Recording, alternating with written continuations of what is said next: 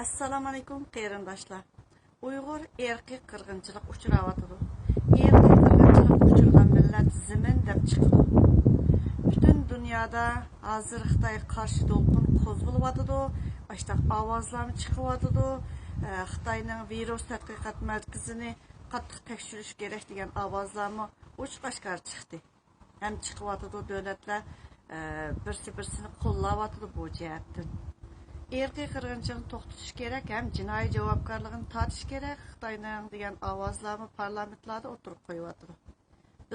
Biz nima ish qilishimiz kerak deb o'ylab beqing. Xitoy jim o'ltasingizmi chiqiladi. Chi qarindoshlarimizdan xabarlar kelyotidi. Mushundaq bizning adresimizni so'rayotidi. Biz vatandoshlikka o'tib bo'lgan boshqa davlatning, Yevropadagi davlatlarning vatandoshlikka o'tib bo'lsakmi, bizni mushundaq aramimiz bermayotidi.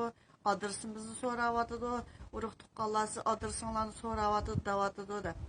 Siz o'ylab beqing, biz vatandoshlikka uchrab bo'lgan, vatandoshlikka o'tib bo'lganlarni tekshirib yurganda vatandoshlikka o'tmaganlarni-chi?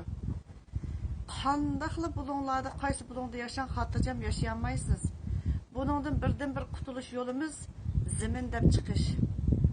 Uyg'ur erki qirg'inchilik uchrayotidi.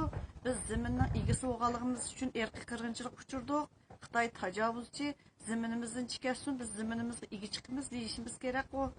Yaxshi o'ylanib ko'ring. Rahmat sizlarga.